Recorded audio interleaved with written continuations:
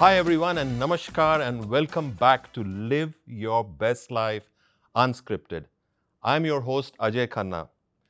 Today's episode shines a light on a woman who has rewritten the meaning of strength physically, mentally, emotionally.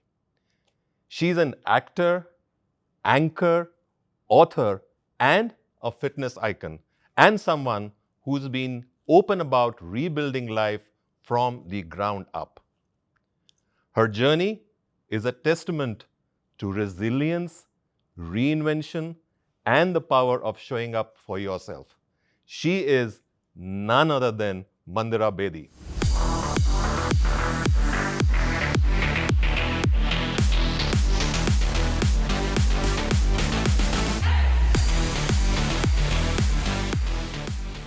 Mandira, thank you so much for joining us on the show and welcome. Ajay, thank you so much for such a lovely, such a kind introduction. I'm very happy to be here. I want to say that I have right up top, I have a lovely connect with Herbalife because I've done some beautiful events with Herbalife and I've had the best fun there. Awesome. Because I'm telling you, when people say, what are the favorite kind of events that you do? The ones where I stand on stage and I do jumping jacks with about 10,000 people.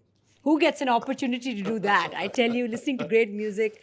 So I've had a lot of fun, and I'm very happy to be here and having a lovely conversation with you, I expect. It's a pleasure to have you, Mandira, and good to start on this note, on a high energy note of jumping jacks and all. And in fact, you are one of the most respected and admired voices in the country today. And the way you have transformed your life through discipline, movement, and I would say intentional everyday choices has become a blueprint for strength, vitality, and is truly, truly commendable. Thank you. That's Yeah, so kind of you. yeah. But how do you manage all these things, Mandira? I mean, if I must ask you so, from that high energy to being here, solve and Well, I have to say, I really love what I do, Ajay. I love my job. I love my work. I love that I have no monotony when it comes, when you're I'm not saying I'm not looking down on any job. I'm just saying that I get this opportunity to do something different every single day. So uh, today I'm sitting and having this conversation with you. Tomorrow I'm going to go to Jaipur and flag off a marathon. Day after, I'm going to be sitting and having a conversation with some cricketers who just won the World Cup. The fantastic from the squad that just won the Women's World Cup. So every day is something different for me, and I think I just look at my life and I look at my work with so much gratitude and so much awe and wonder that that's what keeps me going. And when you love what you do, it doesn't feel like work. When you love what you do, every day is like a gift, it's like a blessing. So I that's my outlook towards life, because I just love what I do. I'm grateful for my work. I'm grateful for the fact that I'm 30 years into the field of entertainment and I still am getting possibly the best work I've ever done. And I mean, who wouldn't be grateful for something like that? So every single morning before I wake up and before I open my eyes, I'm just in awe and gratitude for nice. what the universe has in store for me. And that's how I live. And that's what keeps me going, actually. Yeah. No, that's great to hear, Mandira. In fact, before you all those marathon runs, the I would say the fitness reels, meeting the cricketers, everything. There was a phase of deep building. So take us back to that moment when life really turned upside down. What was that one thing that you told yourself that helped you put one foot in front of the other again? Well, if you're looking at the last 30 years, there have been many ups and downs. And our be it corporate life or be it life even in entertainment, people think life in entertainment is a piece of cake. It's not, because you are remembered for the last thing you did. And some months can be absolutely fantastic and some months can be not so fantastic. Yeah. So there are lots of ups and downs. So there was something that I told myself during those times when there'd be huge highs. I mean, after I did the cricket, when I did the cricket, After that, I could not walk on the street without people, swarming around me, and Mm-hmm. it was an incredible high. I used to walk into rooms and people would clap, and I couldn't understand what this was all about, because before that I'd done Shanti, and I'd done a couple of daily soaps, and that was about it. And then the cricket happened. The cricket was this huge high, and I did a whole lot of nice stuff after the cricket. And then, as does everything in life, there are crests and Yeah. troughs and ups and downs. So one thing that being in entertainment taught me, and being in entertainment like this taught me, that I don't get too carried away with the highs or the lows. I tell myself at any given point of time, this too shall pass. So this too Yeah. shall pass, and this too shall pass. So even the times when things are just somewhere in the middle, this too shall pass. So I keep telling myself that nothing is permanent. Life is temporary. There's the only constant is change, and that's how I live life as far as my career is concerned. I've seen a lot of personal loss. I've seen personal loss. I lost my husband 4 years ago, and it took me a while to even talk about it. And every time I got invited to give any talks, I would say this is one thing that's completely off the table, and I would not talk about it till I was absolutely okay and ready to. And because I lived my life, with and in gratitude, I will say this, that's what helped me lift myself back up. Because the first year is always, when you have uh, a loss that literally shakes the tectonic plates from under your feet. When you have a loss like that, you have to give yourself time to grieve. You have to give yourself time to process. And when things, feel sad and horrible, you're allowed to feel them, and you should feel them, because distracting yourself and doing things that will just give you a temporary distraction is not the way to go. The only way out is through. So the first year was that year of processing everything. The first of everything without him was so hard for me. And those days I could not get out of my room. And you have to do what you have to do to. And then the second year becomes a little bit easier. Not easier, you just become a little more, strong. Yeah. So the thing is, the first year I was not feeling too much gratitude. First year I was like, there's got to be a reason this has happened to me. And I have two young children. I had adopted my daughter literally 9 months before my husband passed. My 4-year-old daughter. So she didn't know him very well. And here I was suddenly with two kids and a single parent. And I was like, there's got to be some meaning. I have to understand what's going on. And I took my time to process it. And then I said, my job is now, and you have to tell yourself, this is your job here on in. My job now is to give my children the best life I can possibly give them. So if you ask me what keeps me going now, it's I want to give my children the best life ever. And the thing is, you can't dwell on, and any book on spirituality or any guru will tell you can't dwell on what has happened to you in the past. Yeah. It will shape you, of course, but you can't dwell on the past, and you can't worry about the future. You have to live in the present moment. And in the present moment, what do I need to do? I need to give my children a good life. I can't be a sad sack parent. I can't be a miserable parent who's going to. I'm a strong, happy, positive parent, and that's what I need to do. And what gratitude also teaches you is that you have to focus on what is. Yeah. When you Yeah. focus on all the things that are going right for you, that's that. Then the world looks different. You look at life through, gratitude colored glasses, and life looks beautiful again. So, I think it's gratitude that keeps me going. It's my kids that keep me going. I love what I do. I love my work. It's my work that keeps me going. So have to be, it has to, on my steps of my home, as you enter my home, it says onwards and upwards. Mhm. And that's the way to, that's the way to go. That's the way forward. And that's how I've actually been able to put one foot in front of the other, and not just put one foot in front of the other to walk. I've started running again. Nice. I mean, first of all, sorry to hear the loss in your life, but you've come out much more stronger. And when you were talking, I was just observing that, television, cricketers. Tomorrow you're flying to Jaipur, then maybe you will be somewhere else, you know. I mean, you've been reinventing your life, you know. Was there ever a moment in your life when you thought that how often you will reinvent, okay, and you need to start over all over again, you know? Did you get any setback on that or think But I about think it? reinvention is just. I think it's a necessity. Reinvention is not something, in my opinion, that you set out to do. Yeah, I didn't ever say that, okay, now I see I need to take a different direction. I think it's just a response to the changing of the times. And if you don't change with the times, you get left behind. So if today is a digital age, I have to come on board as far as that is concerned.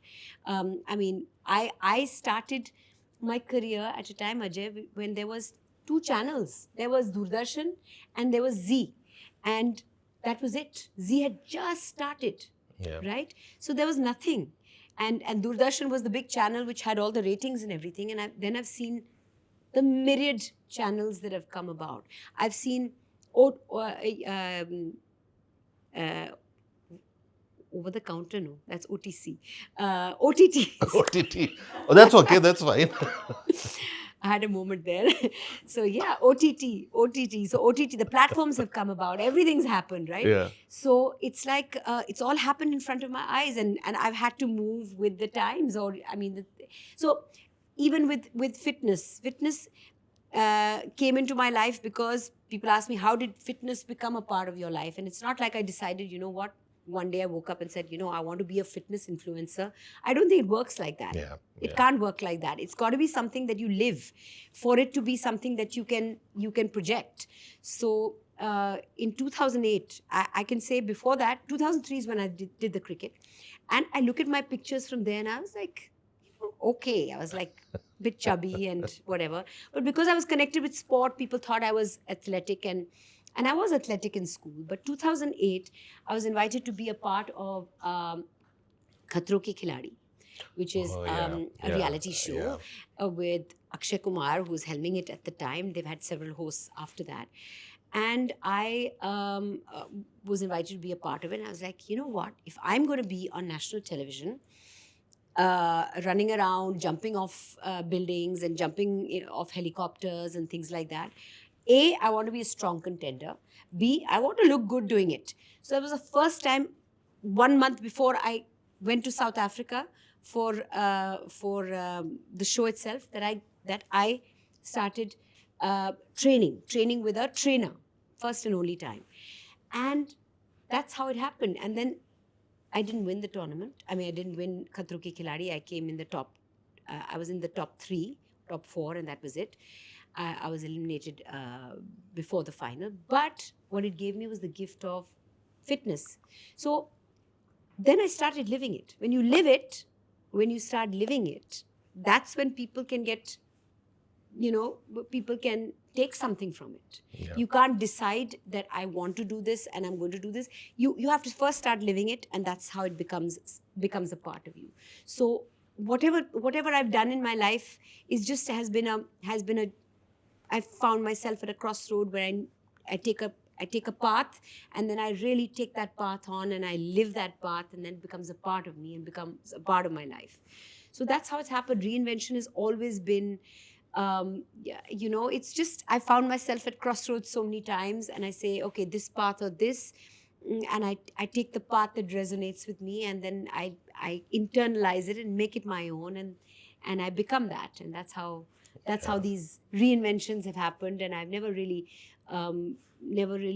gone out there wanting to do something that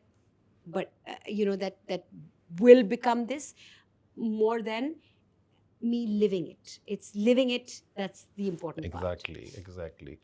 I mean, yeah, you're right. When we talk about reinvention also, and you've been reinventing your life with all the multifaceted activities you've been doing in your life, it's truly inspiring to listen to that. But when we talk about reinvention, Mandira, it's also about it requires a lot of discipline, I would say. Yes. And when we talk about discipline, what is that? I would say discipline is not only about just the discipline in body or in fitness, okay? What is discipline to you when we talk about it is about life? I think, discipline is showing up. Okay, showing up for yourself, Yep.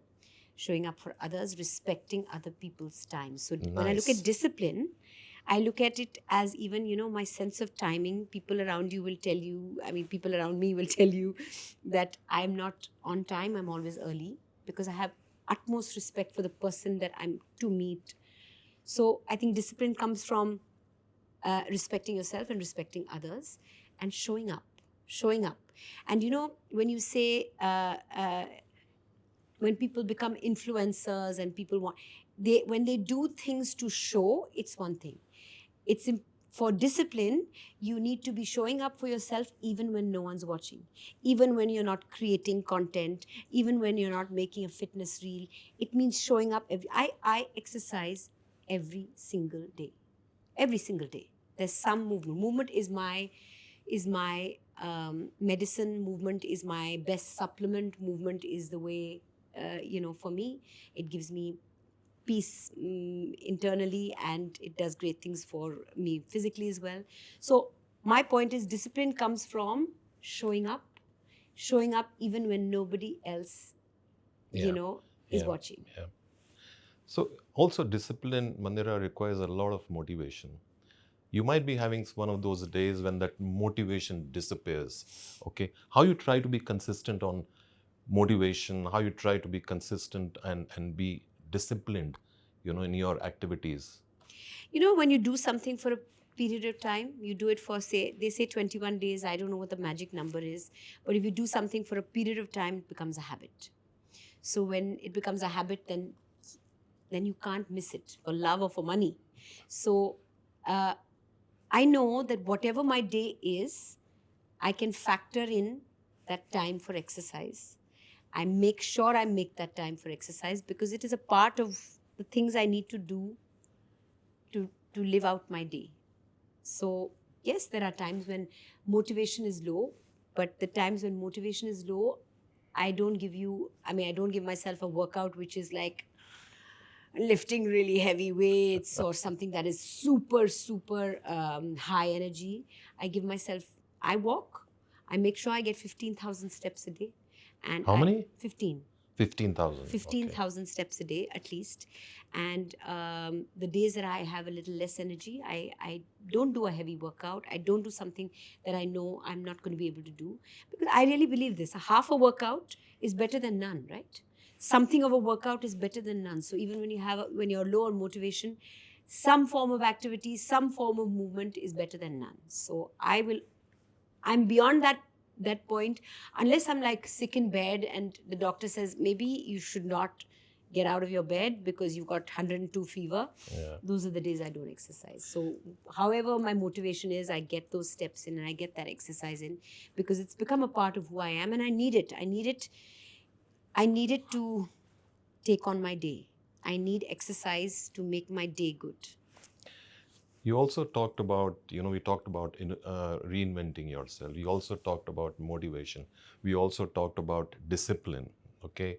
And, you also talked about movement as a therapy. Was there a moment when you realized that movement was, saving your mind just as it was, just as much it was strengthening your body? Yes, absolutely. Mm-hmm. There was a time when you do exercise to lose weight and to become a certain size, and then when you've done it for so many years, there's a point you realize that it's not just about the physical aspect of it. Yeah. It is the mental and the emotional part of it. Like I said just a minute ago, that when I wake up in the morning, I get my exercise done in the first part of the day, because that's how I can take my day on. It colors the rest of my day. If I've gotten the exercise in the morning, my mind is, sharp. Energy. I'm feeling energized. They say, now they say, I don't know who the they is, but somebody says that your and I've experienced it, that your willpower and your motivation is at its highest in the morning. So if you get the exercise in the morning, your energy is higher, your willingness is more, you get a better workout in. I've noticed, and this is something that's in me, that if I miss out in the morning, I will never be able to do an evening workout. I just can't do it. I'll find 20 excuses not to do a workout in the evening if I have to. So I end up walking or doing something else. But morning is essential for me because I need it for my mind. I need it for my emotions. And, there was a time that if I felt amiss, things were a little bit amiss, if I'm not feeling good, if I'm feeling a little low, I could just go for a run and come back feeling, because, you get those endorphins and you come back feeling better. So, I mean, everyone knows what exercise does. Yeah. And now I need it, I would say, possibly more, because I've been exercising for so many years. So if I miss a day, it's not going to do anything to my body. But if I miss a day, what it's going to do for me emotionally is something different. That's the one I don't want to miss it for. You see? Exactly. I want to exercise the first thing in the morning every single day, because it colors my day, it makes my day go well. I feel my best when I've exercised. You talked about, exercising every day. Okay. Let me ask you, what are those non-negotiable things, on a daily basis, whether it be exercising, whether it be mental resilience, whether it be nutrition, whether it be hydration, whether it be recovery? What do you do? How do you manage all that? So, okay, as far as exercise is concerned, I don't weight train every day. I weight train 3 or 4 days a week. The rest of the days, all the days I need to get anywhere between 12 and 15,000 steps. I aim for 15. I get that maybe 5 times a week. The rest of the days of the week, it's about 12,000. So that's as far as exercise is concerned. There's got to be 1 hour minimum of exercise, some form of activity every day. Hydration, I don't enjoy drinking water. Then what do you drink? No. I don't enjoy drinking water. Means there's some people who are walking around with a bottle and they're always sipping, and I'm like, I wish I could be you. But I do the 2 liters, 2.5 liters, and I do it. I do it every day. But I have to tell myself, okay, I have to drink a glass of water. I have to drink a glass of water. I finish those 2.5 liters. So that's a non-negotiable as well. Okay. The fluid intake. Mm-hmm. So that's number 2. As far as recovery is concerned, I give myself enough time to recover in the day. And when it comes to weight training, I don't do it 4 days in a week, one after another. I give each body, I do arms and shoulders one day, and the next day I will not, then I'll probably do legs. And then the next day I'll do chest and back. So each body part gets that time for recovery.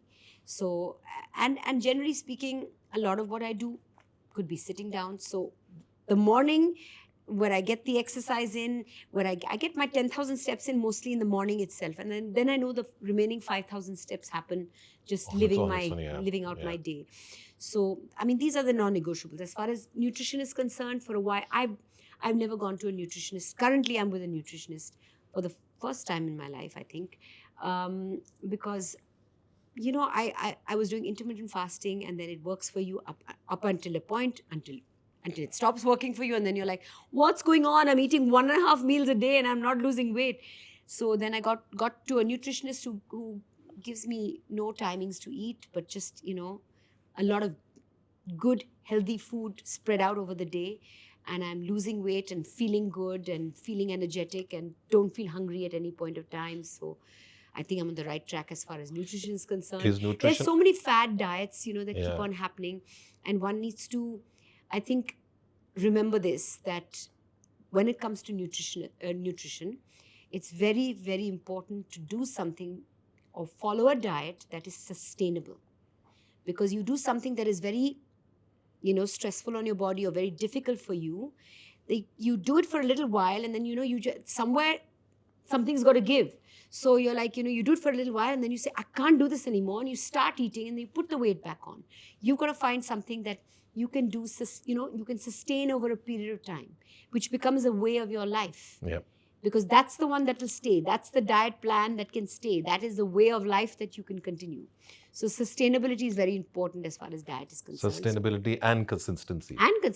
Yes. Something that you can consistently do for a period of time, and something that is not too harsh, not too difficult, not too crazy. Now, when I was doing intermittent fasting, I was eating, first it was that 16-8 protocol. Yeah. Then there was 18-6. Then it was 24. Then I realized I was eating 1 meal a day. And with 1 meal a day, I was putting on weight because my body at some point, what happens is it slows down your metabolism, and it becomes like this, that whatever meal you eat gets stored as fat. At least for women, it gets stored as fat because they don't know where, the body doesn't know where the next meal is coming from. So it works differently for different people, and intermittent fasting works well for a period of time, after which you have to go back to normal eating. Exactly. So anyway, I've tried all the diets. What works for me is something that you can consistently follow for a period of time, a diet that is sustainable in the long run. So if I understand you correctly, Mandira, what you're trying to say is that, some of the non-negotiable things for you are daily exercising, Yes, okay, correct food, correct nutrition, okay, a recovery, hydration, Yes. though you only drink 2.5 liters of water, okay, Yes. but still How do much, that. how much do you drink?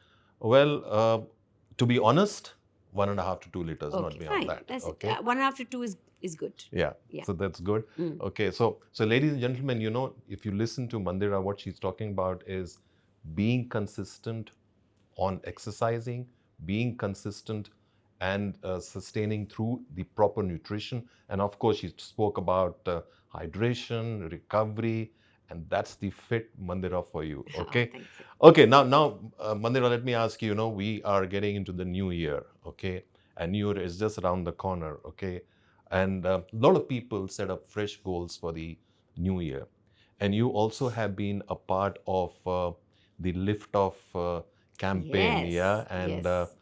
tell me, how was your experience with the Liftoff campaign, which has been there, the launch, in fact, of Liftoff in India? How has been your experience there?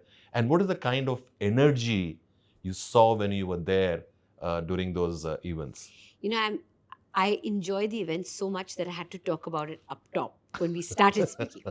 But I just want to say, that I do about, let's say, 12 events a month on an average. And the ones that stay with you are the ones you enjoy the most.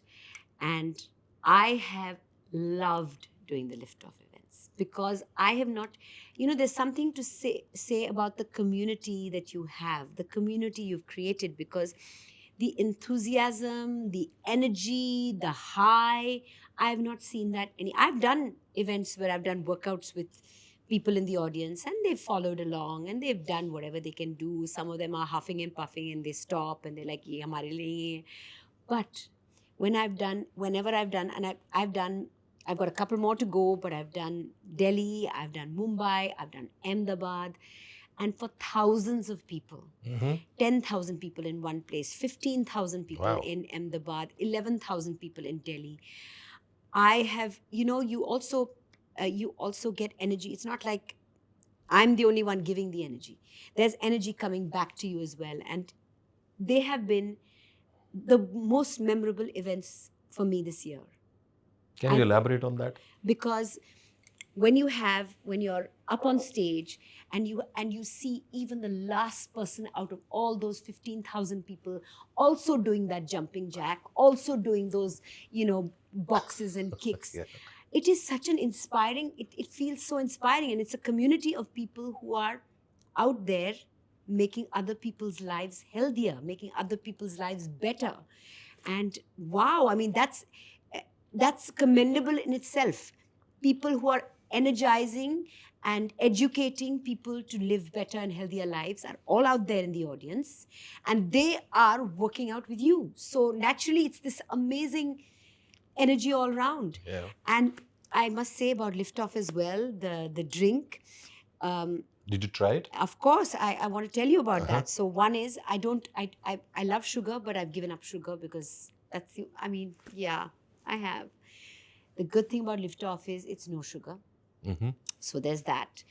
It's sweetened with a sweetener, and it's the color comes from beetroot, so that's natural. Wow. Yeah. And it tastes so good. So I've, in fact, before every event, had a glass of Liftoff, and that's really lifted me off for the event itself. So that's the secret of your energy when That you're is there the at these that events, is the secret. the lift off. Now, though, not just your events. Any other time anybody invites me to do some exercise for them, there'll be a sachet of Liftoff in my bag to before I go on. And the good thing is, there is also something to be said about too much caffeine. It's got the right amount of caffeine. There are certain cans that I shall not name, cans of energy drinks that I shall not name, that have too much caffeine, which is not good for you. This has the right amount of caffeine. It has the amount of caffeine that a cup of black coffee has, so it gives you just the right amount of push, that lift off that you need.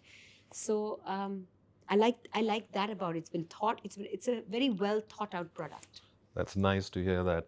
I mean, when we are talking about New Year, we started this conversation with the New Year. Tell me, does community play an important role in being consistent with your New Year goals? How important is community to drive you through that, consistency, whatever you plan and set goals for the future? Community is everything, I think. Community is what gives, if it's your friends, if it's your family, community is what keeps you going. We are social animals. We need human connection, and connection means community. And for me, everything I do, I even put out on Instagram, so I've got a community there. I think community is the way to go. Community is how we live our lives. Without community, nobody lives individual lives, and without community, we are nothing. And I'm very grateful to be even connected now with the Herbalife community. My year is going to end on a high because I'm doing one event, I think, next year as well, in January in Kolkata, for Liftoff. So Khub bhalo. Huh? Khub bhalo. Khub bhalo. Khub bhalo. Kolkata is the city of my birth as well, so I love going there. Oh, really? Yes, Okay. yes. I want to know. I want to see. I've seen great energy. I want to see what West Bengal has in terms of whether the last person, over there will be doing jumping jacks with me. You said or whether they'll be having rosogullas. Yeah, I was coming to that. You said you're born in Kolkata. Okay. When you go to Kolkata, it's a food connoisseur also. How do you have the discipline there? I cannot, honestly, when I'm there in Kolkata. Yeah. I have to have that matcha jhol and all those kind of stuff. How do you stay away from all these things? I have the discipline. I give Come myself a couple of days where I say, like, on birthdays and special occasions. Not cheat. everybody's birthday, because then there's that phrase that says, I'm going to have cake because it's somebody's birthday somewhere. No, it's not like that. So do you cheat? No, I do cheat. Okay. I do cheat, but not like that. I cheat on, like, if it's my parents' anniversary or my mom's birthday or dad's birthday, I'll have a slice of cake. But if I was to go to every single city that I go to and say, you know what, I'm here in Kolkata, so I must have rosogullas, then I'm literally in a different city every second day, so I would be cheating every second day. So I do it on special occasions. Christmas is coming up. I know I'm going to allow myself a little bit of something there, a little indulgence there. What is that something? Maybe Christmas cake, Christmas pudding, maybe some, I don't know whether I'm allowed to say it here, you can cut it out, mulled wine. But even on New Year's is coming up as well. It's not like you have to enjoy life as well. Life is about, Exactly. and I have family coming down from Denmark visiting me, and we are their winter holidays. So I have to give them a good time and have a good time too. It's a responsibility. Exactly. Yes. So, I do cheat once in a while, but that once in a while is a once in a while. It's not a once in a, like, twice a week kind of cheat. It happens maybe once a month, once in a while.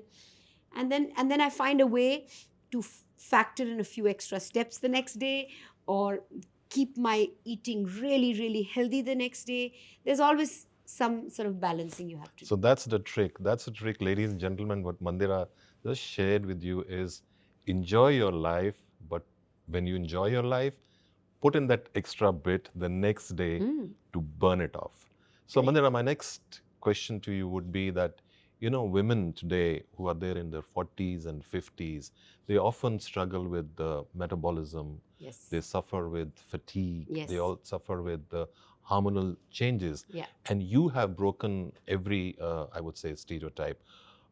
Can you suggest a few things Yes. to the women in the 40s and 50s, that how they can improve their energy levels Yes. and how they can be consistent? Well, I will just say, it's like this. You might say it's like the chicken and the egg thing, but the point is exercise. I didn't even know what perimenopause was. I didn't feel anything. Why? Because I exercise every single day.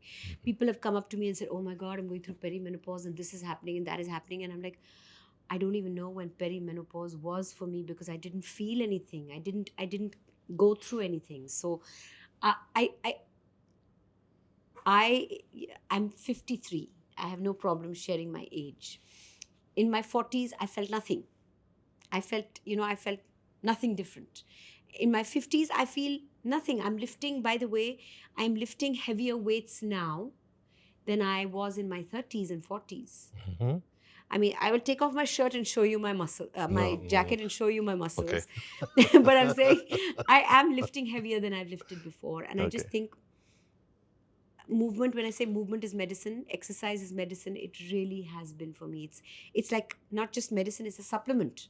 Supplements keep you in check and keep you in good form. Exercise is my supplement, and that is the one piece of advice I give everybody. I say, listen, just exercise, and you won't feel any of the other things that people go through, women go through in their 40s and 50s. Exercise is your antidote. Exercise is your preventive. Exercise is your supplement. Exercise, exercise, exercise. Right. That's what Mandira is talking about. So, Mandira, behind every strong woman, there is a chapter, she doesn't always want to speak about. So, was there a moment in your life you had hit your emotional time, and how did you overcome it? Well, I tell you, the hardest time that I've had in my life is when I lost my husband, and that was that it takes a lot out of you, and it took a while for me to find my feet again. And uh, and there are, ever since, and when I have started speaking about it, I've had a lot of women who come to me who've been in similar situations and who've been able to lift themselves up, and they come up to me and say, we lost our husband on so and so time, and you know what, we've seen your videos and your podcasts, and where, when you've spoken about it, and that's helped us lift ourselves you know out of whatever we went through as well. So I look back, that is the hardest time of my life. That was the hardest time of my life. It was very difficult to navigate through, and I took the help. I've At any and every given point of time, I've started going to a therapist before therapists were even talked about like they are talked about today. Mental health is being talked about now, post the pandemic, because suddenly now organizations have mental health helplines. There are psychologists and counselors and therapists on call, but I mean, 25 years ago there weren't.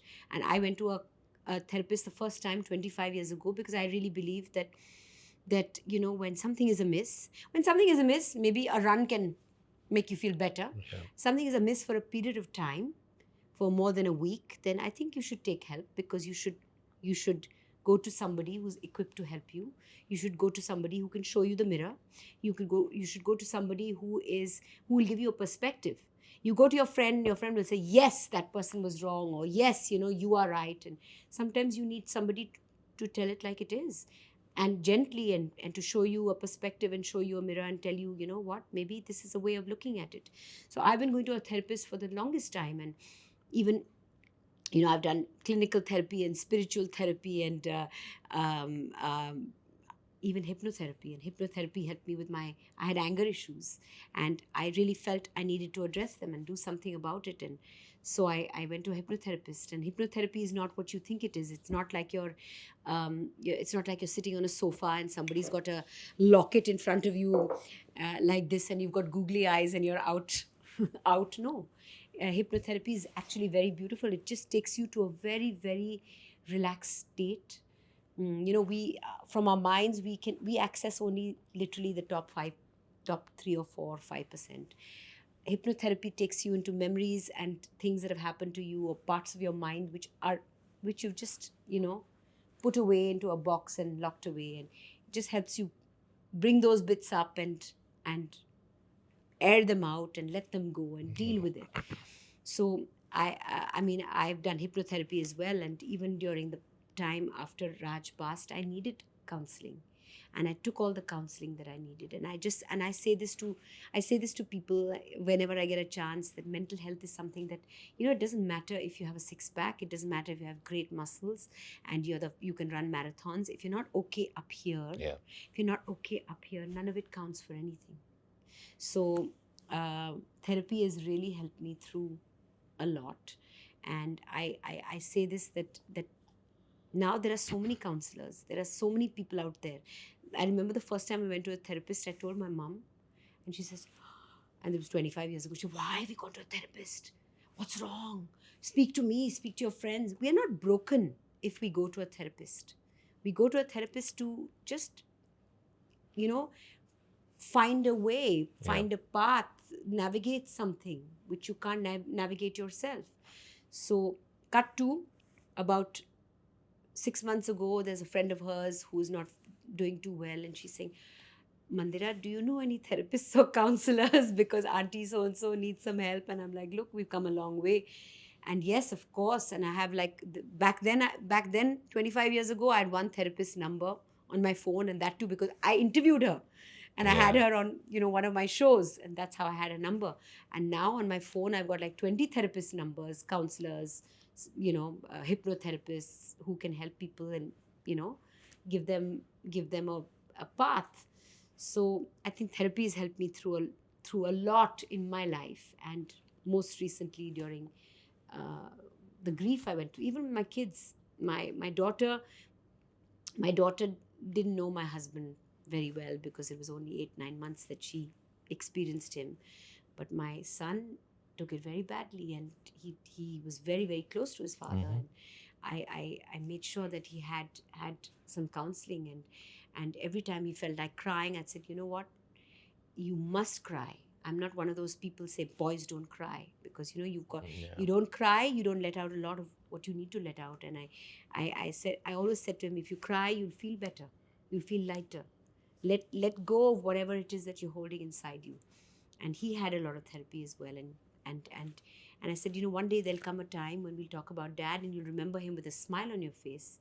And we've come to that time, and he thinks about dad. He says, I'm remembering what dad did this, and dad said this, and he's narrating this incident without, bursting into tears, and he remembers him well. So I think therapy helped him as well, because he didn't, when you bottle a lot up inside of you, it finds its way out somewhere else. It becomes a pattern somewhere else. So therapists also, act as mentors or guides at Yes, some of time. course. So so what you're course. saying is that there is a time when you do need a guide or a When mentor something or a is coach in your life. yes, when something feels off for like a day, and you say, okay, tomorrow I'll feel better about it, and you do feel better about it, and you moved on, and you genuinely moved on, you don't need a therapist for something like that. But when something feels bad, and it's feeling bad, and it's an annoying feeling in the pit of your stomach for more than like a couple of days and goes into a week, then you should address it, Yeah. because it needs to be addressed. It's not gone away. It's not something that is dissipated. You've obviously not processed it. So to process it, you obviously need the help, because it's not gone away. And yes, a counselor or a life coach or a therapist is somebody who can help you air it out, process it, let go of it in a healthy way. So yes, I recommend it very highly, and I've used the services of therapists and counselors over the years, and I feel uh, it's not like I'm broken. It's like I've needed help along the way, and I've taken it. So when you need a coach or a mentor or Yes. guidance, do Yes. go ahead with it. Yes. Okay. So you also mentioned, that you have two children, and being a mother it's a totally a different, I would say, role altogether. And it's all about a different responsibility and resilience. Tell me, as a mother during this period, what has motherhood taught you about your strength and also the energy on the way, and especially when you have face challenges in your life? Well, I look at motherhood. I love that I've had a beautiful career, which I'm very, very grateful for. And I've gotten to do so many things and I had great opportunities. All of that is there. But I feel the best thing that's happened to me is parenthood. Best thing that's happened to me is being a mother. And I want to tell you this with and if it changes somebody's mind sitting in the audience who's listening to this, watching this, I hope it does. I think I'm blessed. I think I'm privileged. I think I'm special because I have the privilege of being an adoptive mother and a biological mother. My son was born to me 14 years ago. And I remember when I was dating my husband, I said, I want to have one, adopt one. And when Veer was born, a little while later, when he was about 4 or 5 years old, I said, Raj, remember we talked about having one and adopting one. We should now get on to the process of adopting. And we put our papers in, and Tara came along, and we wanted a child, like not a baby, because we didn't want that be too much of an age difference between them. And she came along, and just to see her change and mold into our family. She comes from Madhya Pradesh, and she comes from a small little town, not even city, called Tikamgarh. And when she came with a dialect and an accent where she'd say, "J ka hai, J kaun hai," and from that she comes into the room and says, "Alexa, play Bruno Mars." Wow. And then she says, "Mom, we're sitting in the car, drop the beats." So she's become us. She's molded into us. And there are times when I'm just lying on my bed and my kids come and lie down in my bed in the morning with me. And I've got Veer on one side and Tara on one side. And I just feel so privileged and I feel so blessed and I feel so lucky because this journey is something so special. Yeah. To be an adoptive parent and a biological So you brought a parent. smile on somebody's face. Yeah, Yeah. I've changed somebody's life. Yeah, you And changed when somebody's people life, yeah. say that, when people say, "Oh, but will you love your adoptive child as much as you love your biological child?" I said, you know what, in my intent is to do that. And if at times I don't, that's on me. But I am still giving this child a life that is 10,000 times better than the life she had. So I, of course, try and treat them as equally as I possibly can. And if subconsciously I don't, then it's subconscious. But they are equals in my eyes, and I think I'm so lucky. And yes, And so blessed. and blessed, of course. I think I'm so blessed. I mean, Viru is very different. He's a musician, and he was a really good kid, and he was full of love, and he's still full of love and full of hugs and kisses. And Tara's come to teach me. I tell you, she's also full of love and lots of hugs and kisses. But she's come to teach me what I did to my mom when I was growing up. Because Veer was too much of an angel as a little kid.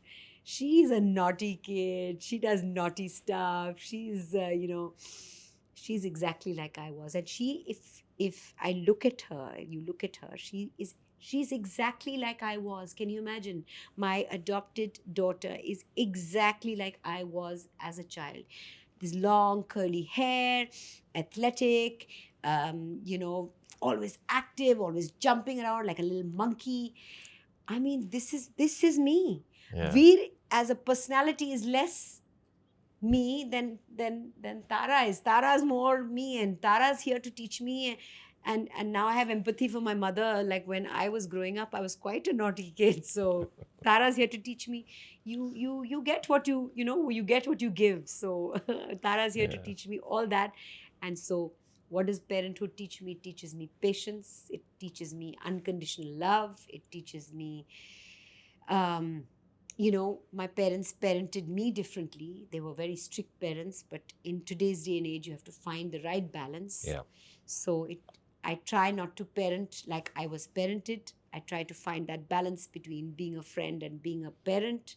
Being a So, friend and a parent. That's yeah, nice. you've got to That's do nice. that, and Yeah. you do that along the way, and you've got to find that right balance, because you can't be too much of a friend. Yeah. At the end of the day, they are your kids, and they have to understand and respect that there's that I am the person in charge at this point of time.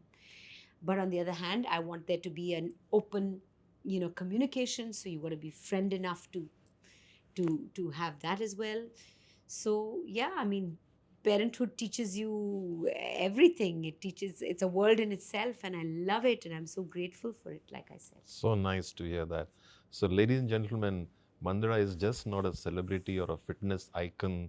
She's also a biological and an adoptive mother, and she loves that And I because she recommend it. So have one, adopt one, because there's so many children and out bring a there. smile on somebody's face and Yes, change yes, somebody's life. yes, Yeah. yes. There's so many children out there up for adoption. There's so many children out there. And, after everybody who gets into adoption wants to only adopt small babies and not. And so if a child misses the bus in that sense, slightly older children just remain in the system and they don't get adopted. It's very sad. So nice to hear that. Okay, Mandira, let's boost some energy. Also, shall we say, let's lift off the energy in the room, okay? And a quick rapid fire round with you Wow, love it. to coincide with your playful nature. Okay. Are you ready for it? Yes. Let's lift off? Yes. Okay, let's do that. Okay. Okay, first question. A habit people would be surprised to know you follow every day. I say my prayers while I exercise. Wow. Mhm. So even if I'm lifting weights, I'm saying prayers. The thing is, it's called habit stacking. When you do two things together, you don't miss either of them. I can't miss my prayers, so I don't miss my exercise. I can't miss my exercise, so I don't miss my prayers. One hobby that brings you instant joy.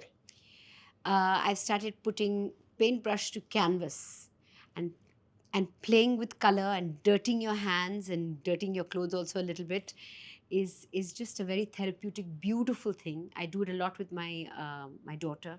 She loves painting, and we make a mess. And bolte na kabhi kabhi, those kind of messes bring some joy. So you are a fitness freak, you are an author, you are an anchor, you are a actor, and you are also a painter. Yeah, not a good one, but I do it because it's a very beautiful process, which is a joyous process actually. Okay. Your comfort food on a tough day. Ooh, firstly, anything to do with chocolate. Mhm. Okay, you want to know tough day or cheat day? Cheat day would be chocolate, And a tough day? and a tough day would be anything South Indian. Dosa, idli, podi idli, medu vada. Oh my God, yes, yes. How often do you go to Bangalore Very often. and Chennai? Between Bangalore, Hyderabad, Chennai, I do one trip a month at least. And do you find variations in the podi idlis and the dosas and the vadas and all I this? always go to I end up very often having it at a hotel, but I like to go to the, to the interiors, to the recommended place. The recommended place will have something different, yeah. but the hotels have more or less the same thing. Okay. If you could choose a superpower, what would it be? The one thing I'm really trying very hard to work on is my patience. I'm not a very patient person. I'm one of those people. Are we there yet? Are we there yet? Like children say, are we there yet? So if I was to get a superpower, I would be called, I don't know what, but it would be patience. Patience is something I'm yet to learn. And I think it is a superpower. And I see people around me, and teachers and mothers, and when I see them, dealing with things with patience, I say that is an actual superpower. Okay. One quirky ritual you always follow before a big shoot or marathon. You've got this, I tell myself. Okay. You've got this. Okay. So even if I'm about to go on stage, if I'm backstage, if I'm at the wings and about to go and start speaking or go and start hosting, or even when I'm about to start running, you've got to tell yourself you've got this. Because Nice. I think self-talk is really very important. And if you don't believe in yourself, who will?